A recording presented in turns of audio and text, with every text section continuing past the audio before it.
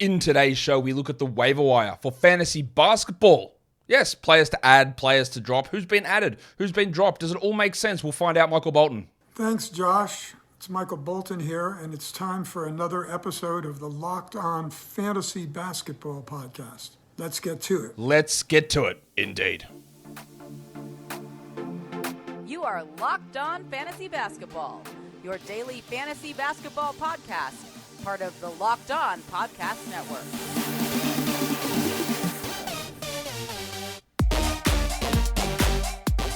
Hello and welcome to the Locked On Fantasy Basketball Podcast, brought to you by Basketball Monster. My name is Josh Lloyd and I am the lead fantasy analyst at basketballmonster.com, and you can find me on Twitter as always at redrock_bball, on TikTok at redrock_bball, and on Instagram at Locked On Fantasy Basketball. Today's episode is brought to you by PrizePicks. First-time users can receive a 100% instant deposit match up to $100 with the promo code Locked On. That's PrizePicks.com. The promo code is Locked On. Thank you for making Locked On Fantasy Basketball your first listen every day. We are free and available on all platforms.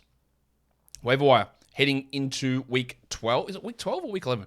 I've lost my mind. What week are we heading into? Week 12. There you go. We are heading into week 12. I'm so absorbed in my fantasy football championship matchup, which I think I'm going to lose. But hey, it's week 12 here for the NBA and for fantasy basketball. And we've still got plenty of waiver wire things to discuss. So, Warnie.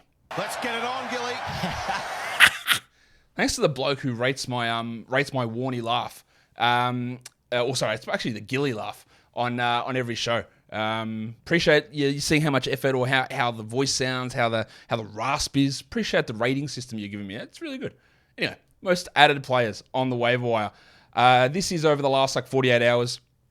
You'll notice there are a lot of players who play in today's game. They have dominated the waiver acquisitions, understandably so. But at the top of this list, and we'll talk about him a little bit later on as well, is Mark Williams. Oh, hi, Mark. I added him in lots of spots, right? After that big game against the Thunder. Well, actually, I added him sort of in the middle of that game against the Thunder, or I put him into my fab bid thing because I thought it was interesting that Nick Richards was available, and they said they were going to play Williams over him.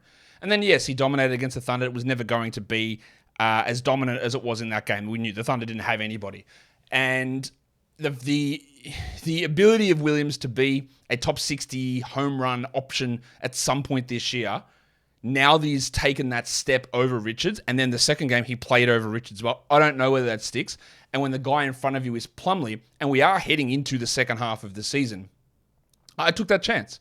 Now, there's a chance that it doesn't work out at all. And then the second game, he wasn't particularly good. I think he had, 8 and 7? Not a great game. And played 15, 16 minutes, but he played 15, 16 minutes more than Nick Richards. And when you add someone like Mark Williams, which a lot of people did, and I agree with it because obviously I did it myself, you don't add him for one game. You don't add him for that one game and go, oh, you only had 7 and 7 or 6 and 7 or 8 and 7, whatever it was. Well, easy shit. Get rid of him. Useless. The absolute, narrow focus that some people have, and it is really hard to break away from that. We talk about, human psychological conditions because we're a deep, thoughtful thinking show here. We talk about this all the time. It's really hard to go past that. And I tweeted this and I said, hey, Williams still the backup over Richards in the midst of him having not a great game, right? And all the responses were, yeah, but he's bad. Yeah, but he did nothing. I'm dropping him. And someone said, yeah, but I can't possibly keep him if he's playing 15 minutes with 4 turnovers every night. He's not. He's not. That. He did that in one game, and the game before that he had, 17 and 12 on 100% shooting? So if you think he's either going to continue 15 minutes with 4 turnovers every single night, then equally, you should think he's going to have a double-double with 2 blocks and 100% shooting every night. That's just not how any of it works. And you don't add Mark Williams for the hope that the next game would be as good as the first one, and that's how it will be every game. You add it, much like when we talk about this later, you see the bloke on the thumbnail, the Bronco Jalen Williams, luxury stash. You see it climb, you see it climb, you see it climb. And you've got to be in a position to be able to do that, but to have a bit of patience with it. So while I agree with Mark Williams being one of the most added players, when we get to the next page and it's most dropped players, his name is on that as well, which is ridiculous to me. If you added him, it wasn't for one game. Surely it wasn't for one game. And in that one game, he sort of played the role we expected him to play, and that is back up to Mason Plumlee, with the hope that he can carve out 19, 20 minutes, and then either Plumlee gets hurt or they eventually make a move. It's about getting ahead of the pack. I hope all of that makes sense. right? This is not a guarantee to pan out at all. It probably doesn't because Steve Clifford is incredibly stubborn with rookies. We know this. Sometimes his hand has to be forced, like it was with Richards getting hurt. Sometimes it has to be forced. Shout out to the bloke that on Reddit told me, or not told me, was saying that the narrative that Clifford doesn't play rookies is completely false because he played Cody Zeller, the 4th overall pick, 17 minutes a night. And he played Cole Anthony 27 minutes a night, like without any context. Steve Clifford doesn't play rookies very much at all, unless he is absolutely forced to. And even then, like these guys don't get tons of minutes. But yeah, that's the thing. Hands can be forced. And that's the idea. We're still in a spot where we can sit on some guys a little bit. If you're 10th in the standings, you can't. But if you can sit on some guys a little bit and wait for stuff to develop. So, it's a lot of talk on Mark Williams, but I think it's important. The next 3 players, Rui Hachimura, Daniel Gafford, Denny Avdia, have all been added in a lot of leagues. Yes, they play today on Sunday. I think Gafford is a clear ad, like pretty clear ad in all 12-team leagues. If they're going to keep starting him and he plays 24 minutes, if he gets 25, then it's on. Or if he gets 23, 24, then he is a 12-team league guy. If he gets 20, it's very borderline. It's probably not there. But it isn't hard, and I talk about this a lot as well. It isn't hard for a center in 21 minutes to be a 12-team league player. It's almost impossible for a wing and a guard to do that. Almost impossible. For a center, it's extremely easy. 10 points, 10 rebounds, 70% shooting, 1.8 blocks, bang, you're a top 100 player. That's the easiest thing to do. So if Gafford continues to start and play 20 plus minutes, then he's there. Hachimura benefited the last couple of games with Beal out, getting some extra usage. Obviously, you've heard me talk. I don't believe in Rui Hachimura as a 12-team league category guy. If you're looking for a points stream for Sunday, sure, go ahead. Right, he can do that. But long-term, no. And then Denny Avdia, we've got so much evidence to suggest that the numbers go up when Beal is out and the numbers disappear when Beal is back. And that's hard to rely on. Very interesting to see a couple of Bucks here. Yes, they play today. But Joe Ingles. Last game, we saw Ingles, he had 10 assists, I think. And is he better than Wes Matthews, George Hill, Marjon Beauchamp, Javon Carter, Grayson Allen? Probably. That's not a 12-team must-add. It's a good stream for today. Same with Carter, with Holiday and Middleton out. But there's a little bit of intrigue here for Ingles. We talked about this, me and Ben, when we did the Christmas Day recap show. We said, Ingles played a lot more than we thought, and he looked pretty crisp. Like, let's see what happens with this. And it's actually starting to play out that way. So let's watch that Ingles one. It's a good ad for today. Derek White, a good stream for today, and Contavious Caldwell-Pope streams for today. So that's what that brings up. And that's what these guys are. Like White and KCP and Avdia in particular, these are players who you don't have to hold in 12-team leagues. You add them when the schedule makes sense. And when you drop them, who cares? Like they're not top 80, top 70, or we're just waiting until something blows up. I don't think they're that guy. They're the guy that goes on and off and on and off your waiver wire. And that's how you treat those sort of players. Today's episode is brought to you by PrizePicks. PrizePicks is daily fantasy, but it's not the daily fantasy that your grandparents knew. It's daily fantasy, but it's better. It's not putting a lineup together with salary caps. It's not going up against thousands of people. It's player projections. You might have Derek White more or less than 1 block. And you go, okay, well, I think he'll get 2 today. So you take more. Or they'll have Jason Tatum 25.5 points. And you go, I think I'll take more. And they have Rob Williams 7.5 rebounds. You go, he's a bit sick, so I'll take less. And you get between 2 to 6 of those projections, put them into a lineup, and you can win up to 25 times your entry fee. You can put those lineups in under 60 seconds, and you can do it while you're standing in 30 different US states, over 30 in fact. They don't give me the exact number, but it's over 30, and in Canada as well. And it's not just the NBA. You can look at all the projections, say Tyson Algier, my fantasy football legend in the NFL. You can look at NHL. You can look at college basketball. You can look at college football with the championship game coming up next week. Let's go Horde Frogs. So many different sports, and including the GOAT of all time, disc golf. It's all there over on PrizePicks. So download the PrizePicks app or go to prizepicks.com to sign up and play daily fantasy sports. First-time users can receive a 100% instant deposit match up to $100 with the promo code LOCKEDON. If you deposit $100, PrizePicks will give you $100. If you deposit $50, PrizePicks will give you $50. Don't forget to enter the promo code LOCKEDON at sign up for an instant deposit match up to $100. Let's go to the most dropped players. See how many of these I agree with and if there's any value you can have by scraping the bottom here. Austin Reeves, see you later. In fact, let's just give Blanket Jacks right now. Get that garbage out of here! Blanket Jacks, a nice winter staple. Austin Reeves, yep, looks struggling. Mo Wagner, yeah, look, it was great, Mo. Thank you for your time. You got suspended. Wendell's back. I'll see you later. You're not going to play on Wednesday, and you're going to be back in a reserve role really soon, so you can go. Torrey Craig's an interesting one. He sort of fits in that KCP, Derek White mold of being a player that you can have. Do you have to hold him? No. Like, on and off, so that's okay. Larry Nance being dropped, I completely understand it. And I said this multiple times with Nance this season. When he gets hurt and misses games, multiple games, drop him. It's fine. But then when he's back and he plays 24 minutes, you re-add him. Like, if you are in a stable situation, I would hold. If you're in a good situation, in a strong position in your standings, I would hold him. And if he makes sense with a team like that needs field goals, blocks, rebounds, steals, that's what he brings. But I also get it. If you want to drop him, it's not a problem. Found it interesting that Alec Burks was dropped. Alec Burke. Killian Hayes still got 1 game suspension left, so I probably would have held on to him just for that one. But he's not a long-term 12-team league player, so again, if you need to make a long-term switch, it's no worries. And then, as I said, Mark Williams, one of the most dropped players. No, nonsense. I'm not telling you he's going to be a 12-team league guy all season, but it is ludicrous to have him as, this is on Yahoo, the second most dropped player over the last, say, 24 hours. It's ridiculous. You should not have dropped him if you added him.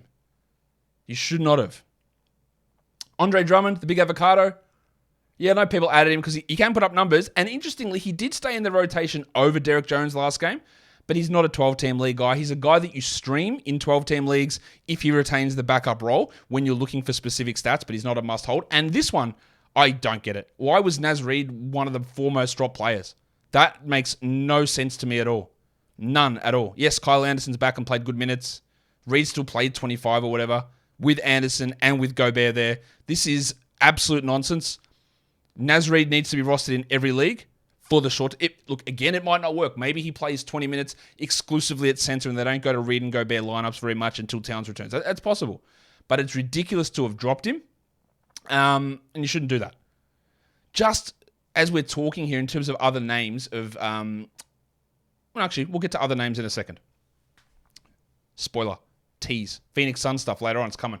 Let's look at some must-roster players. What are these? These are guys that I project to be top 100 players per game rest of season who are available in over 20% of leagues. And Kelly Olynyk's still there. Why? He's available in like 30+% of leagues. He's available in 60+% of ESPN leagues. It's silly. Add him. I don't know what you're doing. Killian Hayes. I know he was dropped because it was 3 games. People overreacted to dropping Killian Hayes. 3 games he was suspended. And he's already missed 2 of them. I think he should be added. Now, you do have to be aware of the issues with him. And not your team could look at it and go, well, that's not going to work for me. And that's fine. That makes sense.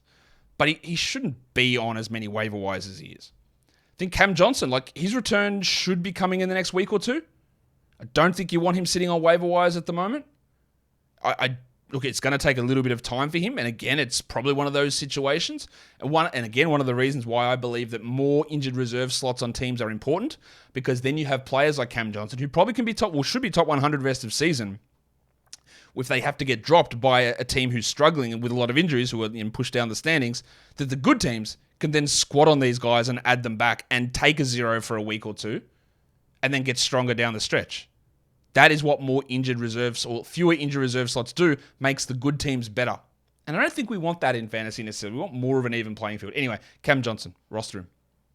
Jalen Duren. Last game was rough, 13 minutes. It was foul trouble. It was Dwayne Casey. And it was also the fact that the starters got down big and the bench got them back into the game. Don't look at this and go, well, they've gone back to Marvin Bagley now. 29 minutes for Bagley, 14 for Duren. That's what it's going to be every night. It's not what it's going to be every night. So he needs to be rostered in more leagues than this. For a points league perspective, Killian Hayes still a 12-team league guy. Jaden Ivey's a 12-team league guy in points leagues. Gordon Hayward's been dropped in a few leagues. I think he's pretty clear. I think he's 110th in points leagues this season. To me, that's a pretty clear must-roster player in a points league with ability to get into the top 100. Now, it's been bad for him, no doubt. But he's been bad and still is the 110th best player in points leagues. So if he is available in your category leagues, I can get it if you want to drop him. I probably wouldn't, because I think his role is still relatively secure as a 33, 34 minute a night guy with significant room for improvement. But in a points league, even the production doesn't suggest he's droppable. And Jalen Duren's there as well as a 12-team league player. Let's look at some players who are top 100 over the last week. But before I do that, the news on the Suns, Landry Shamet and Cameron Payne are both expected to play on Monday. Now, I would add Shamet. I would consider Payne with Booker out. I don't think they'll play 29 minutes of Cam Payne next to Chris Paul. I don't think he'll be a starter, but he'll play 24-25. I think the situation of having Josh Okogie or Jock Landale, you're filling in those Booker minutes, has clearly not worked. Shamet is just a points and threes guy who can hit free throws at a high rate, but I would add him. And let's see what happens. He's had 2 big games in the last week before he got hurt. Not a guy that I love for fantasy at all, but opportunity is going to be pumped into him. And then Payne has some value as well. They both can be 12-team league ads. I would look at Shamet over Payne. I just think he'll play 30+. Payne's also coming back from a long-term foot injury, while Shamet's missed 2 games with some soreness. So Shamet should be able to push to 30 straight away, whereas Payne probably won't. So I would look at those 2 guys as interesting ads. Alec Burks is a top 50 player over the last week. That's why I wouldn't have dropped him. Like, with 1 game left of the suspension, I'll drop him straight after the suspension, but I wouldn't have dropped him. Not at all. The Bronco, Jalen Williams. Broncos country, let's ride. He's a top 50 player over the last week, and I referenced it earlier. We looked at him as like, I think he's got the ability to be a steady player. I think he's got the ability to be a regular starter. I think he's got the ability to maybe push to the top 100. And it's going to take a little bit of time. And I said, it's a luxury stash. You've got to be willing to deal with top 160, top 170 value, 14-team league value for a bit of time. But we're getting into the stage where he's becoming a 12-team league guy while still not shooting 30% from 3. And he was like a 38% guy, I think, last season in college. So he's got room for that to improve as well. And I said multiple times preseason, I think he's going to be better than Lou Dort by the end of this season. I think he's already there. And I think the Thunder might actually think he's already there as well. And getting that consistent 28 to 31 minute a night role and bumping some of the usage up, and then we get hopefully more coming with some playmaking and shooting. Like, I think it's really hard to look at Jalen Williams and go, yeah, I'm keeping him on the waiver wire. Unless you're in a 10-team league, I get it. In a 12, I don't really think there's an excuse for Jalen Williams being on the waiver wire at this point. Again, there'll be rocky moments, but all of the trends are pushing way up, and he's 50th over the last week. Kevin Love's in the top 100 over the last week. That's largely because Evan Mobley missed the last game and Love had a huge one. You stream him in when Mobley's out and that's it. Mark Williams. Yep. He played 17 minutes a night over 4 games in the last week. Top 100 player. There was 1 big game in there, obviously, but there was 3 other ones. And he's still top 100. This is what I mean. 17 minutes a night. It is very easy for a big man in 20 minutes to be a top 100 player. Very easy. Very easy. So Williams is there. And Victor Oladipo. Realistically, it's steals. So, like, you've got a few options you can stream for steals. You've got Victor Oladipo, you've got Alex Caruso, the 2 big names that come to mind. Delon Wright. These guys get tons of them. That's what they do. Oladipo had a huge game last time out with Jim Butler out. Got those minutes back up. Now, whether he gets those big minutes every night is probably unlikely, but those steals make him at least appealing. I'm still on the fence as to whether he is a 12-team must roster, but it's interesting. Today's episode is also brought to you by Built Bar. If you're looking for a delicious treat, but you don't want all the fat and the calories, then you've got to try a Built Bar. I've tried them. They're bloody good. I've got boxes of them here. I love them. Love my Built Bars. And, we get these things and we talk about them, and sometimes you go, that's rubbish, Josh. I'm telling you now, these things taste like a chocolate bar, like a candy bar, as you guys would say. But they are jam-packed with protein, like 15 to 17 grams, but only 130 calories and 4 grams of sugar. That's ridiculous. Peanut butter brownie, great flavor. Churro, love it. Coconut almond. Cookies and cream. All their flavors, really, that I've tried. Even the special edition ones they throw in there. There was a birthday cake at one point. There's a toffee apple flavor, which they had, which I loved. And we're all in the new year now. Everyone has crossed over into 2023. And some of us, we want to lose weight. We want to get healthy. We want to get stronger. We want to get ripped and jacked. And getting protein with low calories is a huge way to do that. And you don't have to do it at Built.com. I've been telling you, go to Built.com. Do it. You don't have to do that anymore. You can go to Walmart or Sam's Club. At Walmart, they got 4-bar boxes of cookies and cream, double chocolate or coconut puffs. And at Sam's Club, 13-bar box with the hit flavors, brownie batter and churro. So go to Sam's Club, go to Walmart, or go to Built.com and get your Built Bars. Built Bar is built different. Let's look at some deeper league options now. Maybe. Yes. These guys are all available in 10%. Oh, shit, no. They're available in 90% or more of leagues. Nico Batum. I think he's a 14-team league guy with 12-team stream ability. Delon Wright, is a 14-team league guy with 12-team streamability. Grayson Allen is a 14-team league guy with streamability for 12s. And Patrick Beverley is a 14-team league guy with streamability for 12s. All of those guys are available in lots of spots. And I think in 14-team leagues, you've got to really consider all of them. And they all have ability to be used in 12-team leagues at the moment. Austin Reeves, we dropped him out of that 12-team discussion. The form's fallen off, but he's still available in lots of spots now. Everyone's dropped him. So 16-team leagues, wake up. If he's there, that's worth it. Drew Eubanks, just unbelievable value as the locked-in backup center behind Nurkic, who jumps to a fringe 12-team league guy when Nurkic sits. He's available in so many spots.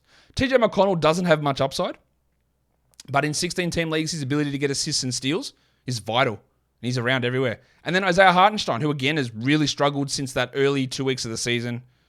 The production's nowhere near what we expect. Usage down, assist rate down, three-point shooting down. He looks lost in New York. He's been bad. But I still think that he's a 16-team league guy, and he's available in quite a few spots.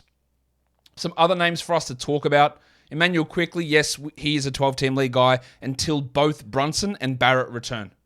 Until they both return, he's a 12-team league guy, and then he goes back to being a 12-team streamer. We don't really have to wait and see what happens with Quickley when those guys come back, because we've seen it. He plays 21 minutes, sometimes he plays 25, sometimes he plays 19, and it's not useful because of the way Thibodeau runs it. And I don't think Thibodeau's going to say, well, you know what, Quickley was so good that we're going to leave Brunson at 29 minutes and Barrett at 29 to get more minutes for Quickley, and Grimes is going to play 28. I don't think it's going to happen. Right? So we sort of know that what's going to go on there. But until those guys are back, we roll. Aaron Nesmith. He's doing the little thing that I always find hard to trust, where the last couple of games have been really good, but it's low usage, high field goal. I think 75 and 67% shooting on 14% usage. And that's really hard to continue. And when you don't really contribute huge rebounds or assists or steals or blocks are not bad for him, that when that shooting goes from 67 to 42 on 5 shots, 6 shots, 8 shots, then you get 10, 4, and 1. It's all right. I like that he's a starter. I like that he's a 28-minute starter. He's fine as a 12-team league guy. But the last couple of games, I think, have pushed a little bit too high. Onyeka Okongwu, until Capela's back, we just keep rolling. He's providing unbelievable value. We know he's a good player. We know he's a good category fantasy and points league fantasy guy. We knew that. The problem with him all season was he just wasn't going to overtake Capela unless there was an injury. And now there is, so we roll with him.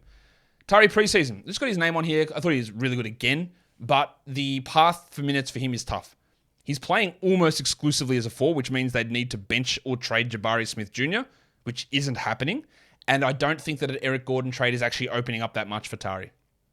So while everyone jumped on him in the preseason, and that's why he got the Tari preseason nickname, there was a lot of skepticism around that, and we can hold and stash for a little bit of time. I don't think that's there anymore. Johnny Wall, name value only. Look, what are you doing? No reason in a 10, 12, 8-team leagues, 14-team leagues. You don't need to hold this guy. Reggie Jackson is clearly not only better than him at the moment, but clearly thought of to be better by that team, which is even more important as to whether he is better or not.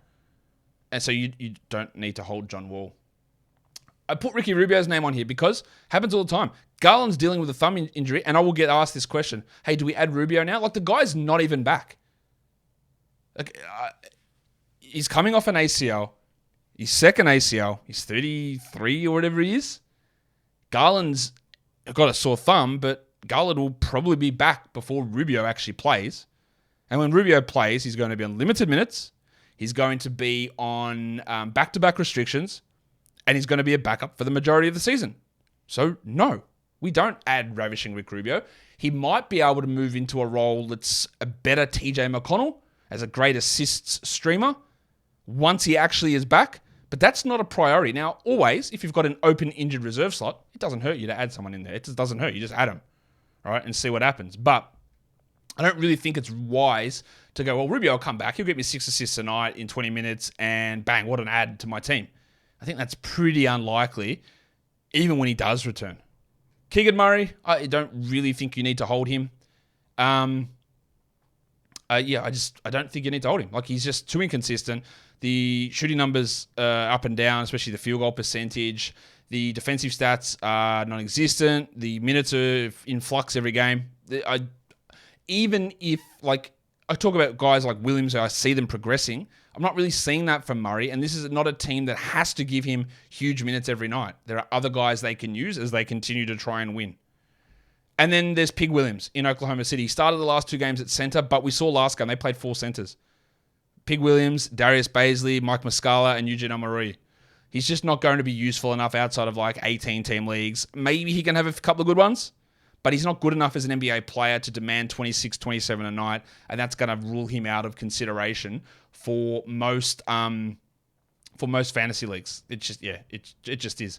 I think I missed a slide. You know what? I did. Let's go back and do it now. I apologize. I missed the Dropable Players slide. That's bad. But anyway, we'll do it now. Top 4 names on this list are guys that I think can be dropped. Sadiq Bey. Hold until Hayes returns. But even in these couple of games with Hayes out, he hasn't really done anything exciting, has he? And that should give you an idea that even like if Bogdanovic is traded, look, Bey is not a great player and he's not a great fantasy asset. Not a must hold as we move forward. Bennedict Mathurin. Not a must roster player. He's losing minutes with Duarte back. He scores and doesn't do much else. He's just got a bad fantasy profile, and I don't think that he's worth a hold in 12s. Rui Hachimura was one of the most added players, and it's great to add for the short term. I don't believe that Rui is a 12-team long-term guy. And then Lou Dort is definitely not a Category League 12-team player. Points leagues, sure. Category League, no. He's not playing particularly well. I wouldn't have thought. The efficiency's rough. He scores a little bit, but not great. He gets some steals. Like, he's probably just a steal streamer. For points leagues, these guys are all droppable players. Bol. Yes, like everything's going down for Bol. We've seen this. We knew it was coming. It's here. And in points leagues, he's not good enough to even think that the upside's there to hold on.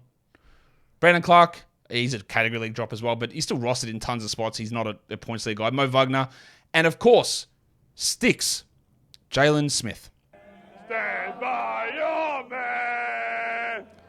And now that will do it for us today. Don't forget to follow this podcast on Apple Podcasts, Google Podcasts, Stitcher, Spotify, and on the Odyssey app. And if you are here on YouTube, thumb it up. Leave those comments down below. Guys, we are done here. Thank you so much for listening, everyone. See ya.